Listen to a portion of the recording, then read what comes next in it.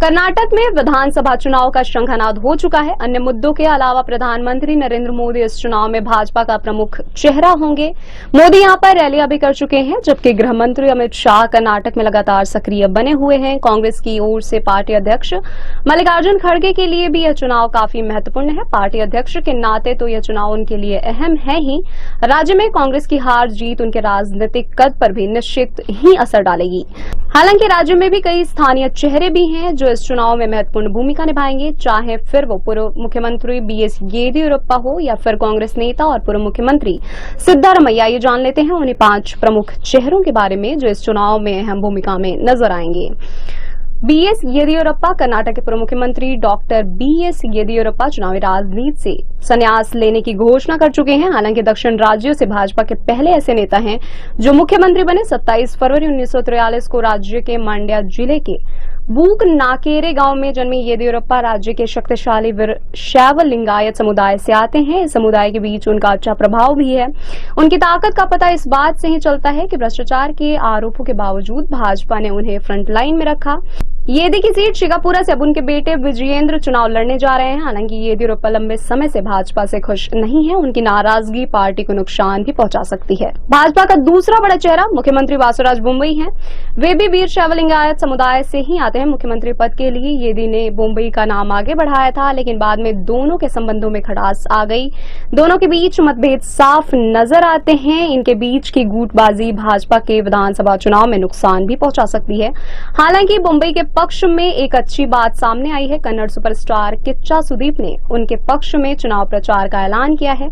इसका फायदा भाजपा को मिल सकता है। डीके शिव कुमार इस समय कर्नाटक कांग्रेस के अध्यक्ष हैं और मुख्यमंत्री पद के लिए भी तगड़े दावेदार हैं।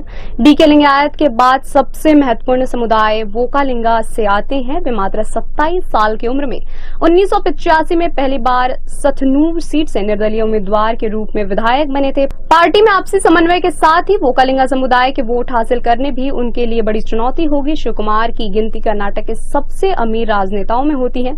उन्होंने 2018 के विधानसभा चुनाव में 840 करोड़ की संपत्ति की घोषणा की थी।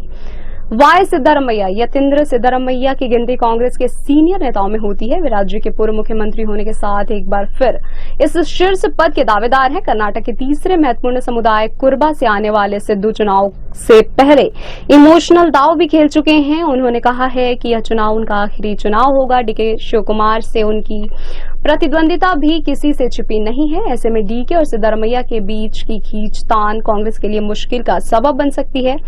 ऐसा भी कहा जा रहा है कि सिद्धू कोलार एवं वरुणा सीट से चुनाव लड़ना चाहते हैं, लेकिन पार्टी उन्हें 2 सीट पर नहीं उतारना चाहती है। उन्हें वरुणा से ही चुनाव लड़ने के लिए कहा गया है। एचडी कुमारस्वामी। कर्नाटक के पूर्व मुख्यमंत्री और जदएस के नेता एचडी कुमारस्वामी की भूमिका इस चुनाव में कम महत्वपूर्ण नहीं होगी।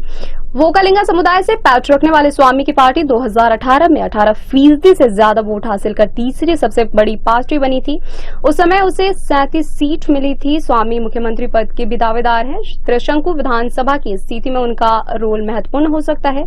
इनके अलावा चीतापुर से विधायक प्रियांक खड़गे जो कि मल्लिकार्जुन खड़गे के बेटे हैं। इनके अलावा सीटी रवि, जेसी माधुस्वामी, बी सुरेश यादव की भूमिका भी महत्वपूर्ण रहेगी। गृह राज्य होने के नाते मल्लिकार्जुन खड़गे के लिए भी यह चुनाव प्रतिष्ठा का प्रश्न है। वहीं भाजपा के चाणक्य कहे जाने वाले गृह मंत्री अमित शाह के लिए भी अग्नि परीक्षा होगी।